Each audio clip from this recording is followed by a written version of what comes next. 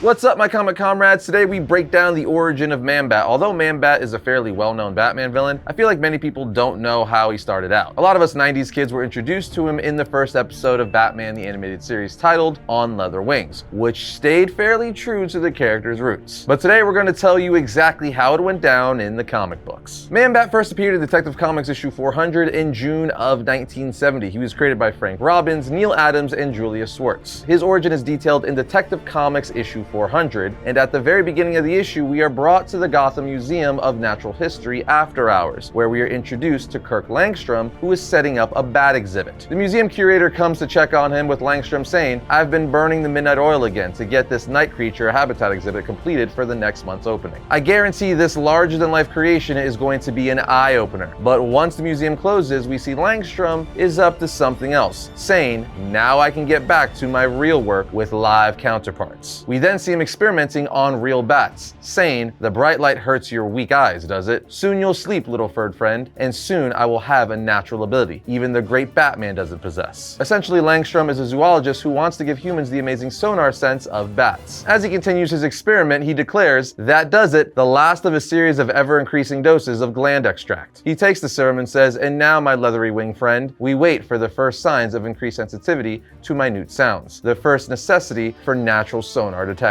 And the new sound starts with a faint drop of water dripping from a sink. He also realizes his eyes are now extremely sensitive to light. He runs to get sunglasses and his jacket, exclaiming, "Good Lord, I navigated in utter blackness without bumping into anything. My vocal cords must have been emitting supersonic signals. My ultra-sensitive hearing picked up the bounce-back echoes, guiding me like a homing missile. I've done it. I now possess a bat's natural sonar." He then continues saying, "But normal sounds can drive me crazy. I have to dull them. These wax earplugs will do till I can get better ones." As the day progresses, Langstrom slowly turns more and more into a bat, noticing his hands are growing hair and even developing claw-like features. He wonders if this is a secondary characteristic of the gland. It has to be temporary. However, when he looks in the mirror, he is struck with horror seeing his transformation into Man-Bat. He freaks out, exclaiming, "It's some ugly nightmare. The gland extract must be causing hallucinations. I can't be turning into..." As he starts shrieking, he looks into the mirror again and realizes, "I am," and he must find an antidote. One of the bats in his lab frightens him as he shouts, "Stay away from me, you furry little monster. I am not one of you." He decides he must hide until he can reverse the mutation and leaves a note for his boss, the museum curator, saying he's off to take care of his sick mom. Langstrom manages to fall asleep hanging upside down like a bat, and when he wakes up, he initially thinks it was a dream, saying, "I had a dream that I was really a bat," and sleeping hanging upside down, but quickly realizes it wasn't a dream at all, but actually reality. Needless to say, that would make for an interesting day. And speaking of interesting, you've got to check out this new model of the dystopian Detroit police cyborg RoboCop from our friends at Fanhome, today's sponsor. Over the past few months, we've shown you their dope Ecto-1, Infinity Gauntlet, and Knight Rider car, and this time, it's full-on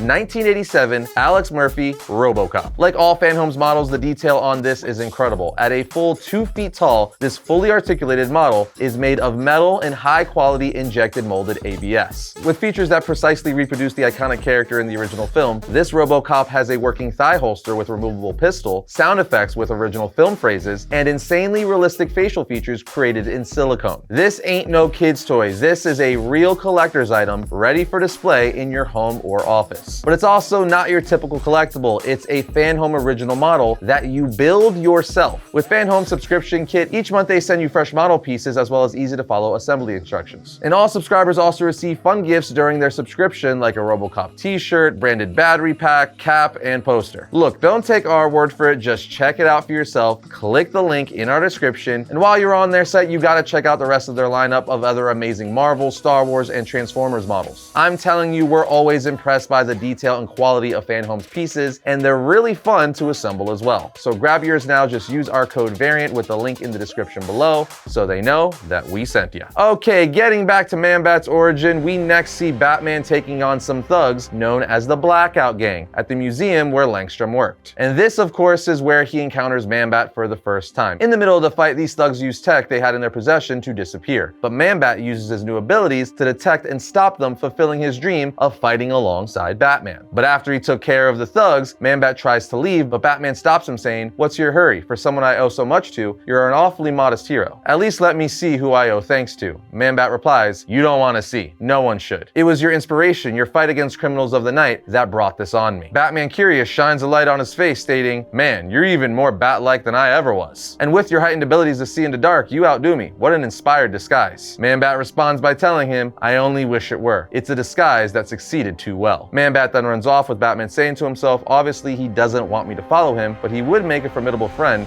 or foe. This leads us to Detective Comics issue 402, where the story continues with Man-Bat at a biochem lab watching criminals attempt to crack open a safe that contains a chemical he needs to cure himself. However, Batman arrives to stop the thugs, putting Man-Bat in confrontation with the Dark Knight. Man-Bat tries to explain why he's there, but Batman tells him, hold it. We just fought to prevent a theft, and until I get the police here, nothing is touched. Man-Bat responds, you don't understand. I can't wait. No one stops me. Not even you, Batman. He then knocks Batman down while saying, I'm not a thief like those rats. I'm prepared to pay for what I take. Batman looks at him and says, so you are, but this is after business hours, and there's no way to buy medical products. Langstrom grows angrier and says, don't force me to be your enemy, please. But Batman essentially tells him, I don't care what you say, you're not taking those chemicals this way. Which leads to another fight between the two, with Man-Bat stunning Batman and knocking him out with the safe door. When he comes to, Batman decides to meet with Langstrom's fiancée at Langstrom's lab, where she asks, where is Kirk? What have you done with him? Batman replies, it's just as I feared. Brace yourself, Miss Lee. That is your fiancé, Kurt Langstrom, as he points to Man-Bat. Shocked and embarrassed to see her, Langstrom drops the serum he created and jumps out a 3-story window so his fiancée wouldn't have to see him like this. And when he lands, he collapses to the floor saying, my only refuge, my only chance at normalcy destroyed. Curse you, Batman. Now fully transformed, Langstrom looks for a giant cave as bats do, and what do you know? He actually stumbles into the Batcave. He says to himself, where am I? This is no ordinary cave. This could only be Batman's home, the Batcave. And when Batman arrives, he comes into confrontation with Langstrom yet again. At the end of their night, Man-Bat tries to flee but gets knocked out in the process as a door shuts right in front of him as he was trying to fly out. Batman then walks over to Langstrom, still breathing, but for how long? If he should live and his brain is permanently damaged, would it be more of a curse than a blessing if I restored him to human form? To live out his days as a vegetable? What an impossible decision to make. There could only be one answer. If he must die, let it be as the man he once was. So Batman creates a cure for Langstrom and transforms him back into his normal self. Unfortunately for Langstrom, as we would find out in future issues, the cure turned out not to be permanent, and Langstrom would occasionally have blackouts, turning back into Man-Bat and going on rampages. Essentially, Man-Bat is one of Batman's most tragic villains, as he didn't set out to be one. Now that's Man-Bat's original origin throughout the years, but more recently it's changed, as we saw on Detective Comics Volume 2, Issue 19, where Langstrom created the Man-Bat serum to help deaf people. And while his intentions were more noble, the outcome was the same. Anyway, let's get into Man-Bat's powers and abilities, which are actually pretty straightforward. Langstrom is a massive humanoid bat. Because of this, he has all the abilities of a bat, just on a bigger scale because of his size. So he has enhanced strength, agility, reflexes, and speed. He also has abilities just like real bats, like sonar and echolocation. Not to mention, he can fly with his massive wings and carry things with his sharp claws. All in all, he's one of Batman's greatest threats because, first and foremost, he's a massive humanoid